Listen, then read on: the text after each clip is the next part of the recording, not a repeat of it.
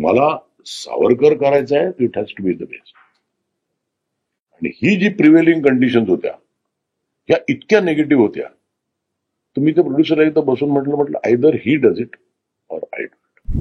हे आहेत मराठी सिनेमासृष्टीतले लेखक, दिग्दर्शक आणि एक अभिनेता महेश मांजरेकर. यांना तुम्ही ओळखतच असणार. आता यांनी आत्ताच हा इंटरव्ह्यू दिलाय आणि हा इंटरव्ह्यू प्रचंड चर्चेचा विषय बनलेला आहे. तर आज आपण याच त्यांच्या इंटरव्ह्यूच्या छोट्याशा सेगमेंटवरती चर्चा करणार आहोत. खरं तर ही जी कॉन्ट्रोवर्सी झालेली आहे, ही कॉन्ट्रोवर्सी झाली आहे स्वातंत्र्यवीर सावरकर हा जो रणदीप हुडाकडनं दिग्दर्शित झालेला सिनेमा आहे या सिनेमावरनं. आता तुम्ही म्हणाल की हा सिनेमा काहीतरी आत्ताच थिएटरमध्ये आला होता आणि तो आता म्हणजे आउट झालाय सिनेमामधनं, सो आत्ता याची सगळी कॉन्ट्रोवर्सी का निर्माण होतीये. तर बेसिकली महेश मांजरेकर यांच्यापासनं या चित्रपटाची संकल्पना सुरू झाली होती आणि त्यांनी हा सिनेमा दिग्दर्शित करायचं ठरवलं होतं. बराच काळ सोबत काम केल्यानंतर, रणदीप हुडा सोबत काम केल्यानंतर आणि क्रिएटिव्ह टीम सोबत काम केल्यानंतर ते एका निष्कर्षाला पोहोचले की तुमचे आणि माझे विचार जुळत नाही आहेत आणि आपण एका पेजवर नाही आहोत. त्याच्यामुळे तुम्ही वेगळ्या दिशेने जा, मी वेगळ्या दिशेने जातो आणि मी या सिनेमातनं माघार घेतो. आता 8 ते 9 महिन्यांपूर्वी ही बातमी जशी झाली, अगदी सगळ्यांना जशी कळली, त्याच्यानंतर इंटरनेट वेंट व्हायरल आणि सगळ्यांना असं वाटलं की महेश मांजरेकर हे स्वातंत्र्यवीर विरोधात आहेत आणि त्यांना स्वातंत्र्यवीर सावरकर यांचा खूप राग येतो आणि ते समर्थक नाहीये, त्याच्यामुळे त्यांनी हा सिनेमा करायचं टाळलं. तर आता याच गोष्टींवरती महेश मांजरेकर यांनी आपली भूमिका स्पष्ट केलेली आहे. व्हिडिओमधनं आपल्याला क्लिअरली असं दिसतंय की ते स्वातंत्र्यवीर सावरकर यांचे समर्थक आहेत आणि ते त्यांना मानणारे आहेत. आणि तर त्यांच्यातली ही चांगली गोष्ट आहे असं मला वाटतं, कारण मी त्या व्यक्तीची विचारधारा मानूच शकत नाही जो माणूस स्वातंत्र्यवीर सावरकर यांना मानत नाही. आता मूळतः स्वातंत्र्यवीर सावरकर या सिनेमाच्या अवतीभोवती सुद्धा बऱ्याच लोकांनी बऱ्याच कॉन्ट्रोवर्सीज केल्या की हा सिनेमा फ्लॉप गेला, या सिनेमाची काहीच कमाई झाली नाही. पण खरं काय, ते ज्या लोकांनी स्वातंत्र्यवीर सावरकर हा सिनेमा जे बघायला गेले थिएटर्समध्ये ते त्यांनाच ठाऊक आहे. जोरजोरात घोषणा, टाळ्या, 3 तासांचा हा सिनेमा असून सुद्धा लोक आपली खुर्ची सोडलेली नाहीये लोकांनी. इतका बारीक रिसर्च या सिनेमामध्ये होता आणि hats off to Randeep Hooda, कारण मला जेन्युइनली असं वाटतं की हा सिनेमा जर का रणदीप हुडाने केला नसता तर इतर तो कोणालाच जमला नसता. And I repeat my words, कोणालाच जमला नसता. ज्या पद्धतीचं ट्रान्सफॉर्मेशनचे फोटोज आपल्याला सगळ्यांना पाहायला मिळत होते हे आउटस्टँडिंग आहे. याला म्हणतात एका आपल्या क्राफ्टवरती, प्रोजेक्टवरती प्रचंड प्रेम करणं आणि डोळे मिटून श्रद्धा ठेवणं. So kudos to Randeep Hooda आणि त्याची संपूर्ण टीम. आणि आता आपण वळूया या इंटरव्ह्यूकडे. आता या इंटरव्ह्यूमध्ये महेश मांजरेकर यांनी जे वक्तव्य केले त्याच्याशी मी किती सहमत आहे त्याबद्दल मी तुम्हाला सगळ्यांना सांगणार आहे. मग मला उगाच काहीतरी डाऊट यायला लागला, he was doing it on purpose because he thought he wanted to direct. तर मी त्याला सोल्युशनच काढलं. प्रोड्युसरला म्हटलं either take him or take, कारण तो पिक्चर ह्याच्याबरोबर तसा होणार नाही जसा मला हवाय. सो लेट अस नॉट, तो कोणाच्या तरी पॉइंट ऑफ व्ह्यू होते.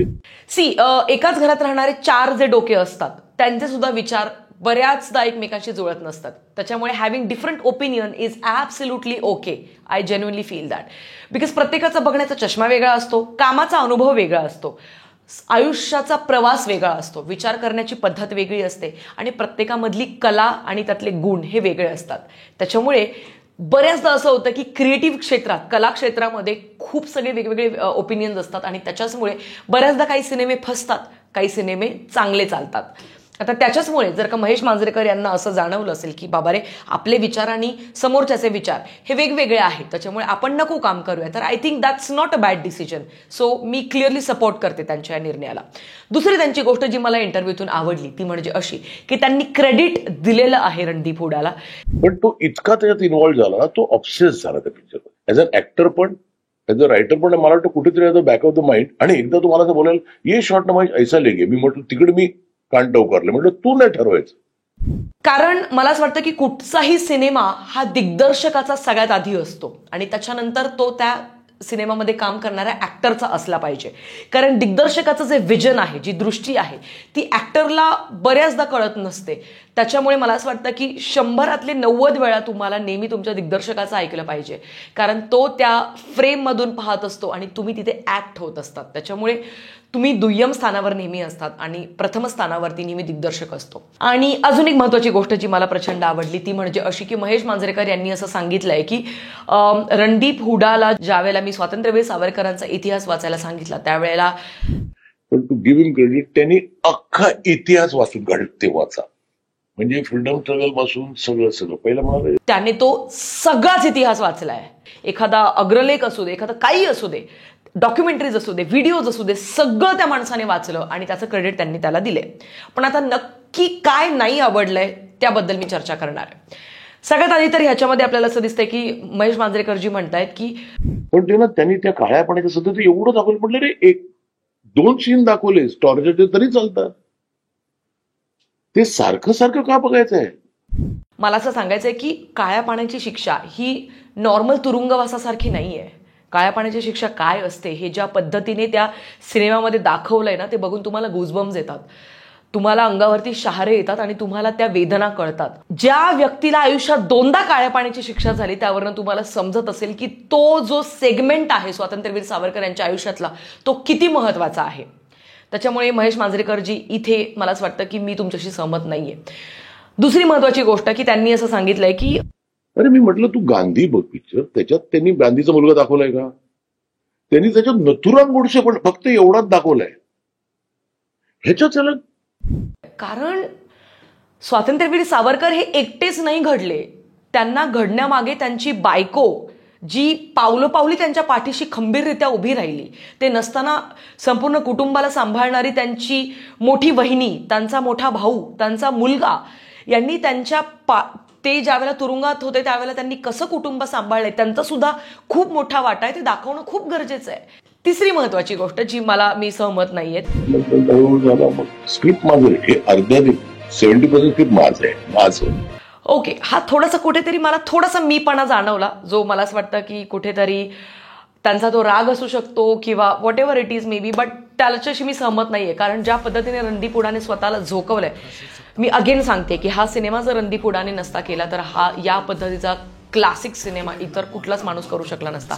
परखडपणे तिथे त्या सिनेमात त्याने त्याची मतं मांडलीत, despite of getting so much of criticism from the leftist community, from the काँग्रेसी पीपल. पुढची अशी गोष्ट जी मला नाही पटली मांजरेकर यांची की कारण तो रोज नवीन कल्पना घेऊन यायचा. मी त्याला समजावून झालं, त्याला त्याच्यात भगतसिंग पण टाकायचे होते, त्याला त्याच्यात हिटलर पण टाकायचं, त्याला मी म्हटलं रे तू सावरकरची बायोपिक करतोयस ना रे. का नाही दाखवावेत, का नाही दाखवावेत? तो काळ असा होता जिथे हे सगळे स्वातंत्र्यवीर सैनानी जे आहेत, म्हणजे भगतसिंग असू दे, सुखदेव असू दे, चंद्रशेखर आझाद असू दे, नेताजी सुभाषचंद्र बोस असू दे, त्याचबरोबर सगळ्यात महत्वाचे लोकमान्य टिळक असू दे, हे सगळे एकमेकांसोबत काम करत होते. मग का नाही दाखवावं? स्वातंत्र्यवीर सावरकर यांच्या आयुष्यातल्या ह्या सगळ्या महत्वाच्या व्यक्ती आहेत ज्यांनी स्वातंत्र्यवीर सावरकरांसोबत काम केलंय. या देशाला स्वातंत्र्य फक्त चरखा चालवून नाही मिळालंय, फक्त मिठाचा सत्याग्रह करून नाही मिळालंय. ऑफकोर्स मी असं म्हणत नाही की महात्मा गांधीजींचा काही वाटा नाही, ऑफकोर्स त्यांचा आहे, पण फक्त अहिंसेच्या मार्गाने जर का आपल्याला स्वातंत्र्य मिळालं असं लोकांना जे म्हणायचंय तर तेच आपल्याला कुठेतरी त्यांना हे समजून सांगावं लागेल की या देशाला स्वातंत्र्य फक्त अहिंसेने नाही मिळालंय. या देशाला स्वातंत्र्य या सगळ्या स्वातंत्र्यवीर सैनिकांनी सुद्धा मिळवून दिलंय. त्यांचा खूप मोठा आणि सिंहाचा वाटा आहे आणि त्यांना ते क्रेडिट दिलं गेलं पाहिजे. सो ते क्रेडिट देताना आपल्याला या सिनेमामध्ये टिळकांचे किती सीन्स आहेत? 2 सीन आहेत, फक्त 2 ते 3. किती सीन्स आहेत भगतसिंगचे? सुरुवातीलाच सिनेमा सुरू होतोय भगतसिंगजी यांच्याकडनं. त्याच्यामुळे मला असं वाटतं की कुठेतरी ज्या पद्धतीने हा cinema, okay, as a critic, as a movie critic, of course त्रुटी होत्या. स्वातंत्र्यवीर सावरकर या सिनेमामध्ये त्रुटी होत्या, ते मी माझ्या मूवी रिव्ह्यूमध्ये ऑलरेडी मांडलेलं आहे. किंवा सिनेमा 3 तासाचा बनवण्याऐवजी फक्त तुम्ही 2.5 तासांचा सुद्धा बनवू शकले असते, पण हरकत नाही. कारण ती व्यक्तीच अशी की त्याच्या आयुष्यावरती आपण 10 तासांचा सुद्धा सिनेमा बनवला तरी तो कमी पडेल. आता जरा हे तुम्ही माझं मत ऐकलं, पण आता जरा लोकांची काय मत आहे आपण ती बघूया. थांबा. सो ज्या वेळेला हा व्हिडिओ आला त्याच्या खालच्या काही कॉमेंट्स आपण जरा वाचूया. सो रणदीप हुडाने पूर्णतः चित्रपट केला आहे, खूप चांगलं झालं, कारण कोणत्याच मराठी कलाकारांमध्ये ती जिगर नव्हती. रणदीप ती भूमिका अक्षरशः जगलेला आहे. मांजरेकर तुमच्या इतका सामान्य माणूस हुशार नाही. हा चित्रपट आमच्यासारख्या सुमार बुद्धीच्या माणसांना आवडला. मुख्य म्हणजे सावरकर यांच्याविषयी पुढील पिढीला कळलं. सो धन्यवाद रणदीप हुडाजी. फॅसिनेशन नाही, आदर असायला हवा. बॉलिवूडमध्ये रुळलात तुम्ही, तुमचं खानदानशी नातं चांगलं जमलंय. बॉलिवूड त्यांना झिडकारतं जे त्यांना सलाम करत नाहीत. सुशांत सारख्या जीवनातूनच उठवलं जातं आणि तुम्हाला तथाकथित बॉलिवूडला नाराज करायचं नाहीये. पैसा हा फॅक्टर आहेच. सो अशा बऱ्याच सगळ्या कॉमेंट्स आहेत, अजूनही काही कॉमेंट्स आहेत.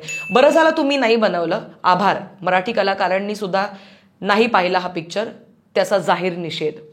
हे महत्त्वाचा मुद्दा आहे की फक्त शरद पोंक्षे आणि जर का सुबोध भावे सोडले तरी तर कुठच्याच मराठी कलाकाराने या सिनेमाला प्रोत्साहन दिलेलं नाहीये किंवा या सिनेमाचं प्रमोशनमध्ये तो कुठेही सामील झाला नाही, याची लाज वाटते.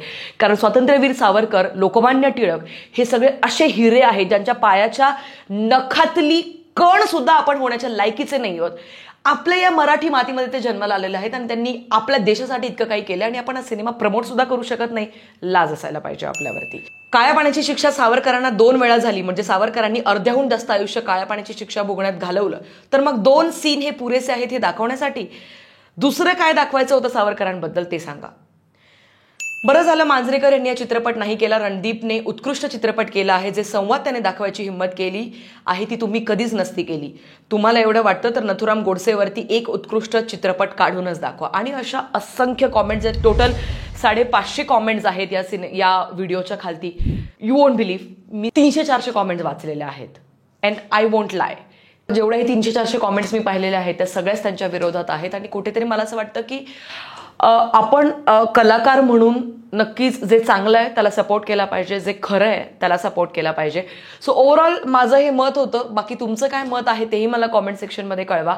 आणि स्वातंत्र्यवीर सावरकर हा सिनेमा जर का अजूनही बघितला नसेल तर आवर्जून ज्यावेळेला हा टेलिव्हिजनवरती येईल त्यावेळेला संपूर्ण फॅमिली मेंबर्ससोबत जरूर बघा. भेटूया पुढच्या व्हिडिओमध्ये. तोपर्यंत पीस आउट.